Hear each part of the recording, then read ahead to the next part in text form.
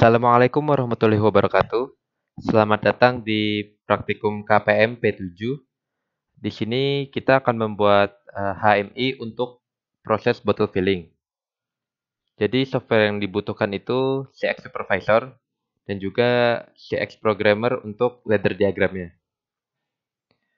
Jadi untuk CX Supervisornya itu kita gunakan untuk membuat HMI-nya.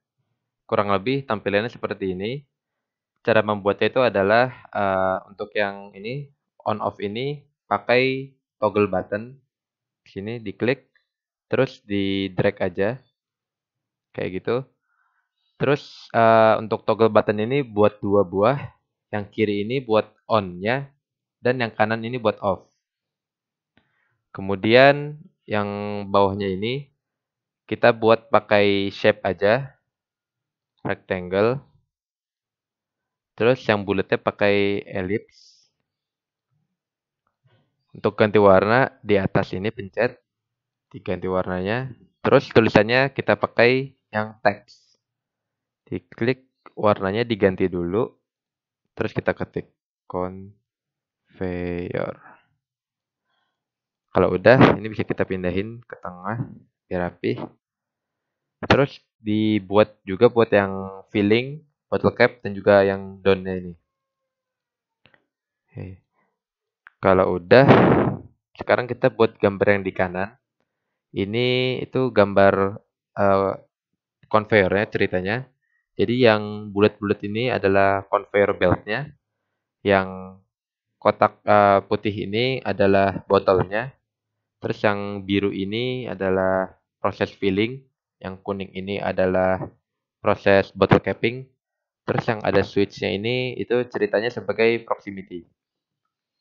Jadi cara buatnya juga sama untuk yang bulat-bulat dan yang kotaknya ini pakai tadi shape yang rectangle sama ellipse.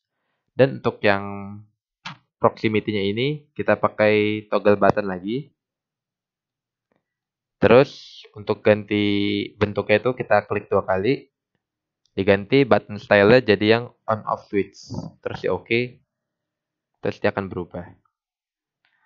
Terus kalau udah jadi semuanya, baru kita lanjut ke tahap selanjutnya, yaitu memasukkan alamat pada setiap bentuk-bentuk ini sesuai dengan alamat yang ada di ladder diagram. Jadi cara untuk memasukkan alamat-alamat itu, pertama caranya adalah pencet ini device setup dulu. Kita kita buat dulu device-nya, pencet add.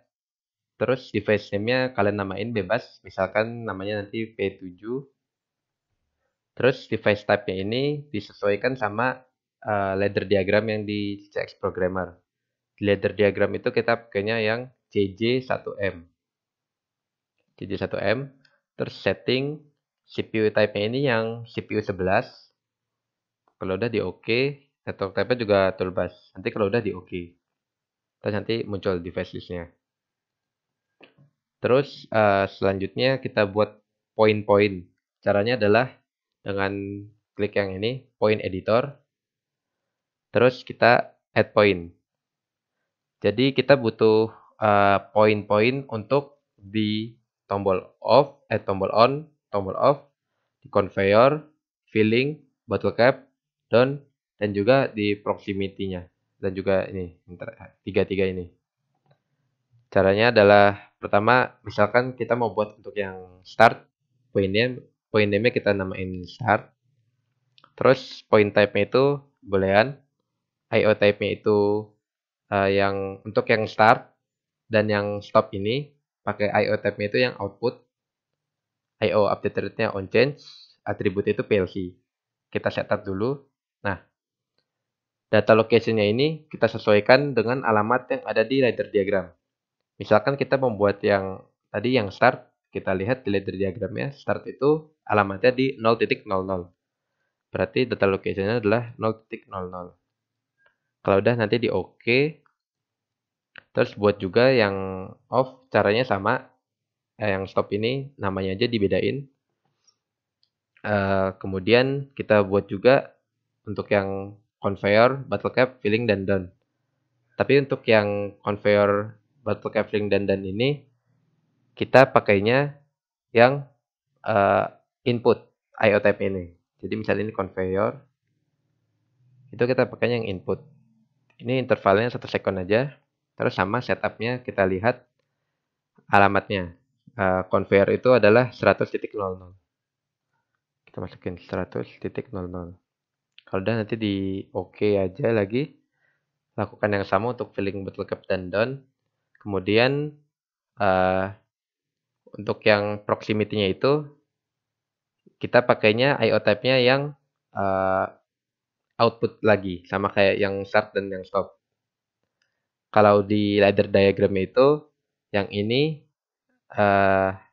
itu adalah proximity 1. Ini yang prox. Terus yang tengah itu adalah prox 2, alamatnya 0.06. Terus yang ketiga itu, ladder diagram itu namanya limit. Ini, alamatnya yang 200.06. Kalau udah misalkan udah dibuat semua, udah ada gitu. Terus kita masukin ke bentuknya ini masing-masing. Caranya untuk yang tombol start, stop, dan juga yang proximity ini, yang pakai toggle tadi pokoknya, itu caranya adalah diklik 2 kali, kemudian browse, masukin poinnya sesuai tadi yang udah dibuat. Yang ini tadi start gitu. Start nanti di OK. Yang ini stop. Tadi yang ini proximity 1, proximity 2, yang ini tadi limit. Terus untuk yang shape ini, 4 ini caranya adalah diklik aja lingkarannya. Nanti di bawah kita ganti yang color change digital. Kita klik 2 kali, kita browse, kita masukin poinnya tadi sesuai yang udah dibuat. Jadi ini tadi yang poin conveyor, ini filling, bottle cap, dan down. Pakainya yang color change digital. Kalau udah, untuk yang kanan ini yang conveyor, gambar conveyor ini, untuk yang conveyor belt ini kita samain alamatnya dengan yang conveyor. Berarti dia digital color change-nya ini pakainya alamatnya sama kayak alamat conveyor ini. Kalau di sini conveyor 2 namanya. 4-4-nya sama. Terus untuk yang ini yang biru ini dia juga samain sama alamat yang filling. Terus yang kuning samain dengan alamat yang bottle cap. Kemudian terakhir itu yang botol-botol putih ini, itu yang kita ubah adalah ininya, visibility-nya. Jadi untuk yang botol pertama ini, visibility-nya itu kita bikin alamatnya itu sesuai sama ini, alamat prox ini. Terus botol yang kedua, visibility-nya alamatnya samain sama kayak yang filling. Botol 3 itu alamatnya samain kayak yang bottle cap 2 ini, ya yang bottle capping, alamatnya sama kayak yang ini. Terus yang botol terakhir ini alamatnya samain kayak yang ini, yang limit tadi, visibility-nya. Kalau semua udah dimasukin alamatnya, bisa kita coba disimulasikan project, terus run with CX Simulator. Di save dulu, terus ditunggu loading sebentar. Ya, setelah muncul konfigurasi sistemnya yang menghubungkan ke CX programmer dengan supervisornya, di sini bisa terlihat ada device yang tadi teman-teman sudah bikin sesuai namanya. Lalu di sini ada project, yaitu file ladder diagram, yang mana akan kita integrasikan dengan HMI pada CX supervisornya. Lalu kita pencet OK. Oke, sambil menunggu ini sudah muncul gambar daripada HMI-nya yang sudah terintegrasi dengan ladder diagram. Pada proses yang ini tuh lagi on, jadi kita off-kan dulu aja, stop. Oke, kita mulai dari awal. Nah, di sini bisa kita lihat daripada ladder diagram dan HMI-nya. Nah, pertama-tama kita akan nyalakan dulu HMI-nya, yaitu dengan mencet tombol start ini, kita berikan 1, lalu conveyor akan bergerak dan notifikasi pada HMI untuk conveyor akan menyala. Ya. Selanjutnya kita akan melanjutkan dengan proses filling. Nah, proses filling ini akan berlangsung apabila sensor proximity mendeteksi botol yang bergerak melalui conveyor dan kemudian akan melakukan proses filling. Nah, kita anggap saja ini sebagai proxy-nya yang sudah mendeteksi botol. Kita pencet.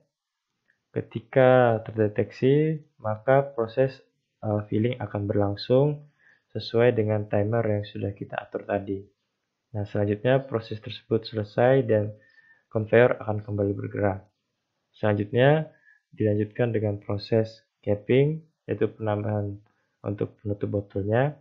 Kembali lagi apabila proximity pada proses capping mendeteksi botol yang bergerak pada conveyor, kita pencet 1, on, maka proses capping akan berlangsung sesuai dengan waktu yang sudah ditentukan. Nah, selanjutnya apabila sudah selesai melakukan proses capping, botol tersebut akan bergerak kembali di conveyor hingga menuju ke bagian pengumpulannya. Nah, pada bagian ujungnya akan terdapat limit switch yang akan mendeteksi apabila botol sudah selesai pada bagian pengumpulan atau pengepakannya. Apabila terdeteksi limit switch-nya, maka proses akan selesai dan notifikasi down akan muncul.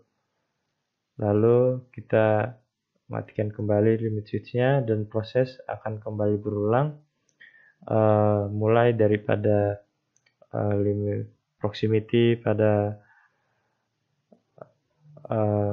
filling akan mendeteksi, lalu proximity daripada capping akan mendeteksi, lalu limit switch pada bagian pengumpulan mendeteksi, dan proses ini akan berlangsung sesuai dengan banyaknya produksi yang dilakukan.